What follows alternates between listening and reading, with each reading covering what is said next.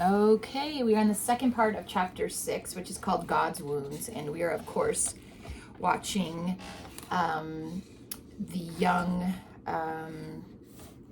guy. What's his name now? Alex? Was it Alex? No, it wasn't Alex. Alan Howick go into St. Aleutians.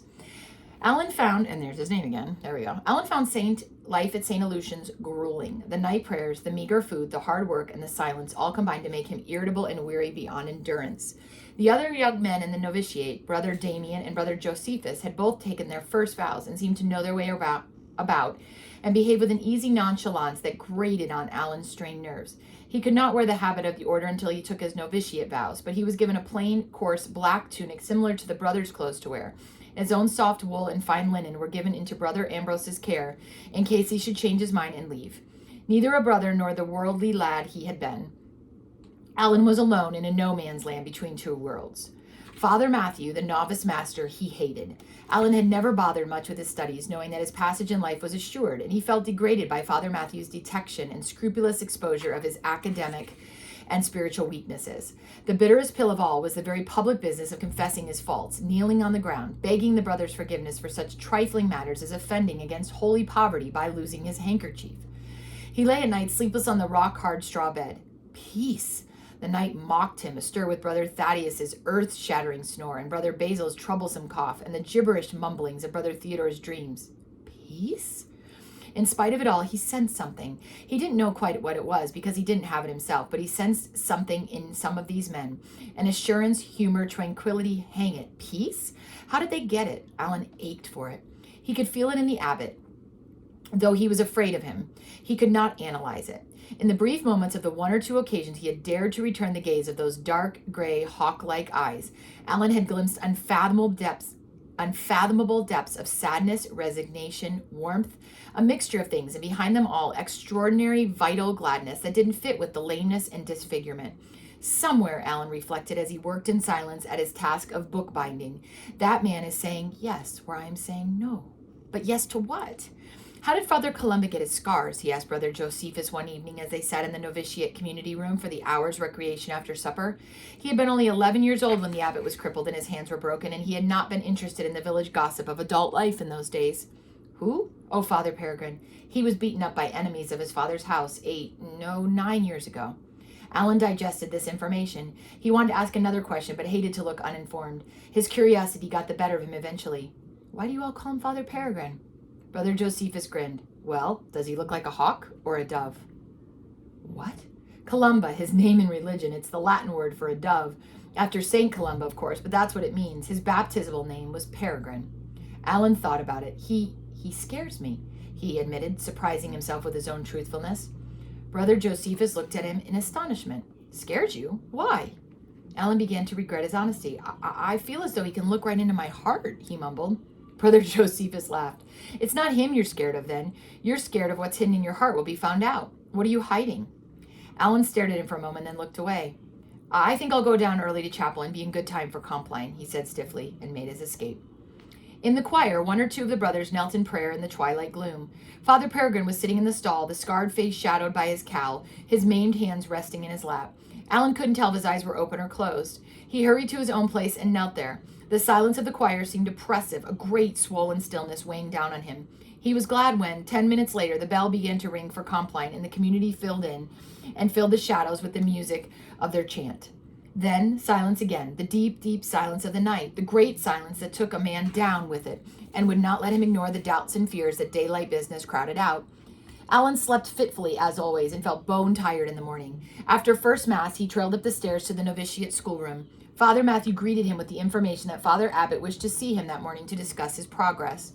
Alan turned round and plodded back through the scriptorium where the scribes were already busy with their copying and illumination work, and down the day stairs to the cloister. He met Brother Theodore on the stairs, one of the fully professed brothers beyond the small world of the novitiate. Alan didn't know Theodore very well, but the quick appraisal of Theodore's glance discovered his weariness, and there was something comforting in the smile he gave Alan as he passed. Alan was relieved to escape a morning studying the latest arguments for and against predestination, but he was not looking forward to being alone with the abbot. He hesitated outside the door of the abbot's lodging, which was, as usual, ajar, then knocked. He He walked into the large, sparsely furnished room and shut the door behind him. The abbot was at his table, reading through some documents. "A moment, and I shall be with you, son," he said, and glanced up at Alan momentarily. Then he looked up again, his attention arrested. "Faith, boy, you look weary. Don't sit on that stool. Fetch the chair from the corner there. You need something to lean on. By the look of you, I won't keep you but a minute." Alan fetched the chair and sat on it, watching Father Peregrine's face as he finished the perusal of his documents and then put them aside. The abbot smiled at him, and the kindness of his smile, in that fierce, uncompromising face, took Alan by surprise. "Well," said Peregrine, "hard going?" The frank sympathy with which he spoke brought sudden, complete, unexpected tears to Alan's eyes. Hard going? By all holy, it was hard going. He blinked the tears away furiously, but he didn't trust himself to speak. He stared hard at the inkstand on the table, determined not to betray his exhaustion and turmoil. "My son, why did you come?" asked Father Peregrine quietly. Then at least, Alan could answer, and the moment perilously close to tears was over. "I came to find God's peace," he replied. The abbot nodded. "Have you found it?" Alan looked at him wearily. This man could see right into him. He could see that, couldn't he? "You know I haven't found it. Do you want to go on looking, or have you had enough?" Alan thought. To go home to a good fire, a soft bed, a bath whenever he wanted one, home to his mother seeing to all his needs, to lying abed in the morning sometimes, to an undisturbed night's sleep. "If I go now," Alan paused, "well, where would I go? I can't spend the rest of my life walking away from it, can I? I couldn't bear it. I don't really feel as though I have a choice. Apart from that, yes, I've had enough, more than enough." He felt the lump rise in his throat again and thought he'd better stop talking. "If it's any consolation," said Father Peregrine, "which it may not be, I felt very much as you do, and God turns no one away. He will give you the peace you crave."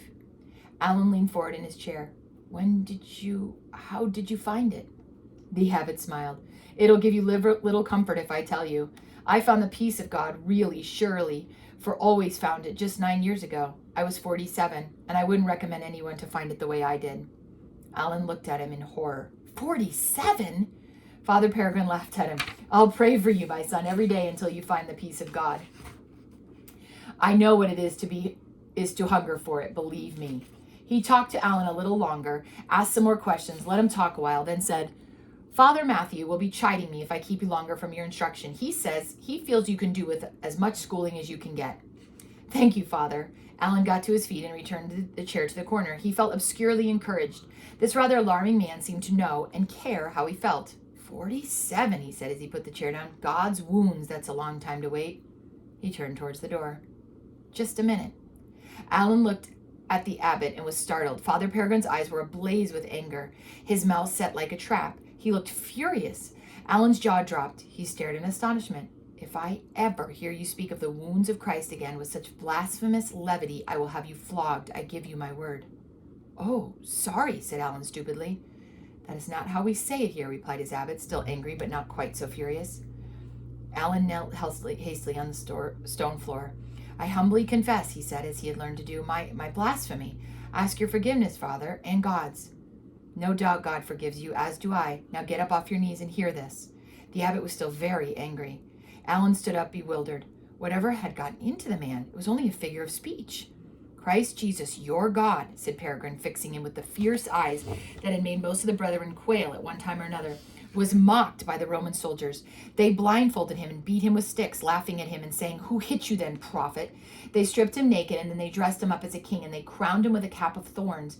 They flogged him until he bled, and they had him carry his cross on that bleeding back through the streets of Jerusalem until he fell under it. He lay on the torn skin of his back on the cross and stretched out his arms and suffered the soldiers to hammer nails through his wrists, nails that hurt him so, that convulsed his hands into claws. Have you ever wounded your hands, boy? Alan shook his head. He had never wounded anything beyond the grazed knees of childhood. It is hideous pain. It is agony. Do you remember what he said, Jesus, the words he prayed as they hammered nails into his hands on the cross? Well, what did he say, or have you forgotten? Alan moistened his lips nervously. He said, "Father, forgive them." Yes. Would you have said such a thing as that in that moment? No. Well, may you shake your head in silence. Nor would I. 5 years, 10 years later, maybe, but not then. The pain of it, I would have begged, not for their forgiveness, but in terror for mercy I did. They hoisted him up on the cross, a crucified man. My son dies of suffocation from the weight of his own body. 3 hours he hung there, shifting his weight from the nails through his feet to the nails through his wrists, scraping his flayed back on the wood of the cross. He did it because he loved us. He chose it. He wanted it. It was the price of our peace. I say again, if I ever hear you make light of his wounds with your blasphemy, I will have you beaten until your back bleeds as his bled, and leave you to imagine the rest. Father, I am sorry. I didn't mean to offend you. I didn't think Whatever have you been thinking about while you've been here then? Peregrine roared at him. Alan stood silent. Well, what have you been thinking about? Alan felt as small and scared as a 5-year-old. His well-fed, well-dressed, handsome, popular self seemed as far away and unreal now as something from a dream. Trembling in a coarse black robe in the blaze of this frightening man's indignation, he felt utterly wretched. I suppose, he said in a very small voice, I've been thinking about myself. Tell me then, said Peregrine, the quietness of his voice no more reassuring than the roar of the moment before, about yourself. Alan felt a trickle of sweat run down his back. Whatever was he supposed to say? The dark, fierce eyes were holding him, compelling him. I thought if I gave God my sin, he would give me his peace. It says it in the Mass, that the Lamb of God who takes away the sins of the world gives us his peace.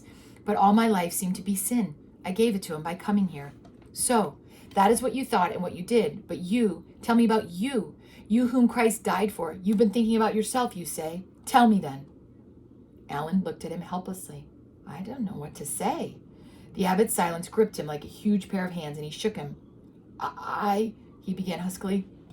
I used to think of myself as something special. My mother and father doted on me. I had everything, clothes, money, horses, everything. There were several women, and there were girls, and I used them shamelessly for my pleasure. I used my parents, too. Never has there been any gratitude in me, nor reverence, nor respect. But I didn't see it. You want to know what I am? I couldn't have told you until now. I'm a spoiled brat. He stopped, caught unawares again by the lump in his throat and the tears in his eyes. Thank you for answering my question, said the abbot. As far as I can see, you have answered it truthfully. You can go then. Alan looked at him in horror.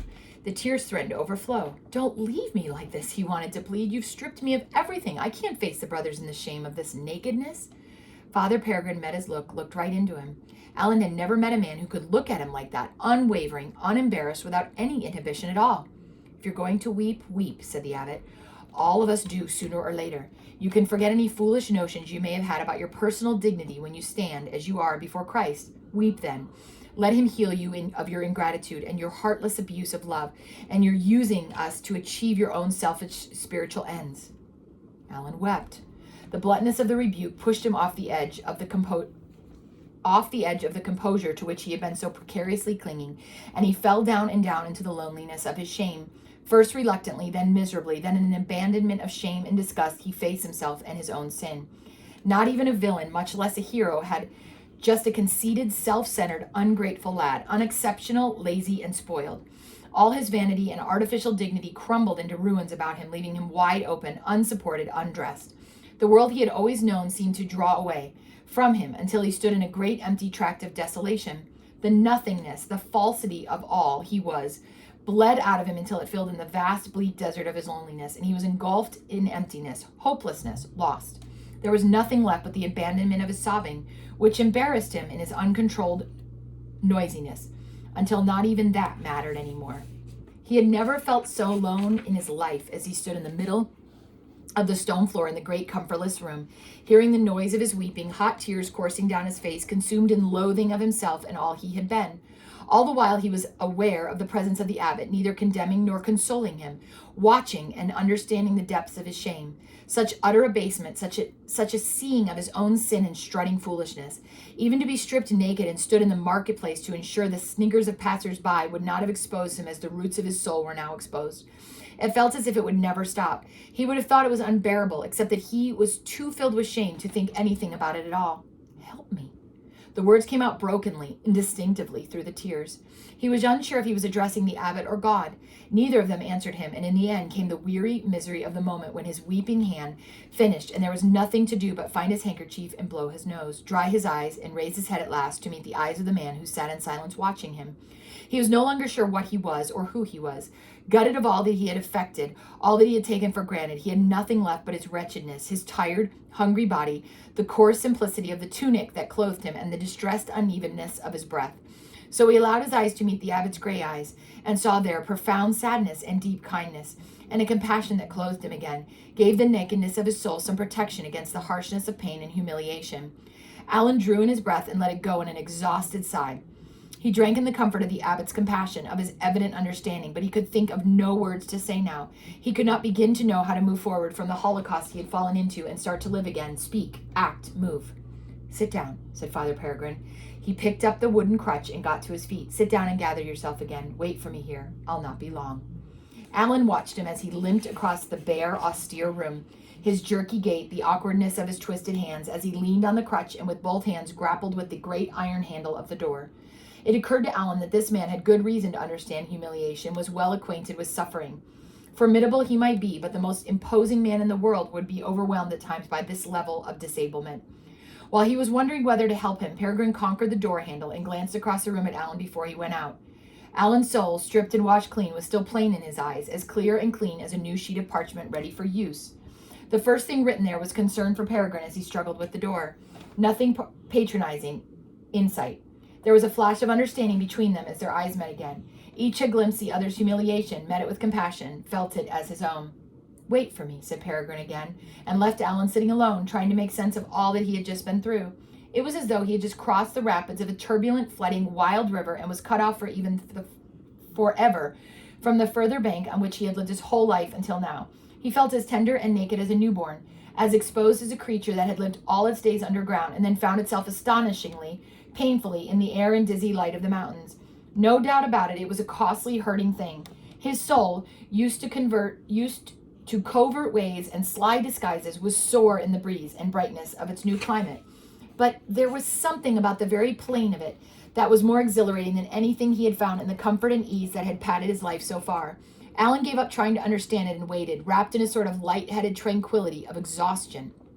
It was not long before the door opened again and Father Peregrine entered, with Brother Cormac in his wake, carrying a large slab of pigeon pie and a mug of ale.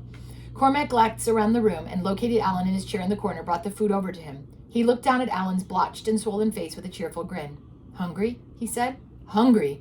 Alan was becoming so accustomed to feeling hungry that he'd almost ceased to notice it. But as he caught the smell of the food, he felt ravenously hungry and his mouth watered for it. He devoured the pie and downed the ale, which was not diluted this once with a single-minded absorption, while Brother Cormac chatted comfortably to Father Peregrine about the progress of planting in the vegetable gardens and behind the kitchen.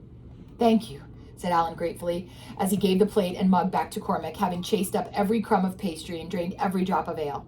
Brother Cormac took them with a smile, and there was something in his look which made Alan feel that there was someone else who understood very well indeed what he had been through and knew just what it felt like. Alan returned his smile, wondering fleetingly if it was in this that the brotherhood and peace had their roots, the losing of everything. Father Peregrine had returned to his chair behind the table with its untidy heaps of books and parchments. Thank you, brother, he said to Cormac as he disappeared with the crockery. Then he returned his attention back to Alan. Alan felt as warmed and fed by the kindness of that look as he was by the pie and ale that comfortably filled his belly. Now go to bed, said the abbot, and go to sleep. Sleep all you need. Get up when you're rested. Alan looked at him in amazement. His whole body longed for sleep, ached for sleep, but he couldn't quite believe his ears. But Father Matthew, he said doubtfully at last. Father Matthew is not the ogre he seems, nor, incidentally, am I. Leave me to speak to Father Matthew. You go to bed. Alan went to his cell and collapsed in sweet relief onto his hard bed. He felt drained and utterly spent, and he fell asleep instantly. He was woken by the office bell. He went down the night stairs to the choir to discover to his amazement that it was time, not for midday office, but for vespers. It was nearly supper time. He had slept all day. Brother Francis was the reader for the day, and it seemed a long, long time since that Sunday morning when Alan had met him at the church door before Mass. He was reading from the book of Isaiah. He was pierced through for our transgressions, crushed for our iniquities. Upon him was the punishment that brought us peace, and by his wounds we are healed. Alan felt as though the words were turning him inside out. Now he was rested and fed, and he was able to look beyond the confusion of misery and shame that weariness and hunger had compounded into abject desolation. Upon him was the punishment that brings us peace, and by his wounds we are healed. Timidly, hungrily, humbly, Alan's spirit reached up, yearned towards God. Wave upon wave upon wave of peace swept through him, and he cleansed him and comforted him and healed him. As he walked out of vespers to the refectory for supper, he was bathed in peace, alight with peace, overflowing with peace. Father Peregrine smiled as he watched him go. After supper, Alan went up to the community room where he found Brother Josephus and Brother Damien. Brother Damien broke off his impersonation of Father Matthew, discoursing on the Beatitudes, to look at Alan in amazement. God's wounds, he said. Whatever happened to you? Oh, don't say that, said Alan. I'm sorry. I don't mean to sound like an Abbott's chapter, but don't swear by God's wounds, Brother Damien. The wounds of Christ are the most precious thing the world ever saw. Don't make a blasphemy out of them. He blushed, embarrassed and shy. It was so thoroughly unlike himself that the two young brothers stared at him. I'm sorry, said Brother Damien. I didn't know it mattered that much to you. We had reached our house before Mother came to the end of the story and sat down on the steps to finish it uninterrupted. We stayed a moment longer without the speaking, watching the splendor of the sun going down, and then both looked around as we heard the sound of the front door opening. It was Daddy, holding his car keys. Oh, there you are, you two. I thought you'd got lost. I was coming to look for you. What on earth are you doing here? Mother got up and smiled at him. Enjoying the peace, she said, but I'm ready for a cup of tea. And that is the end of chapter 6. Chapter 7 is called Holy Poverty, and then there is also a chapter 8, and that would be the end of the wounds of God.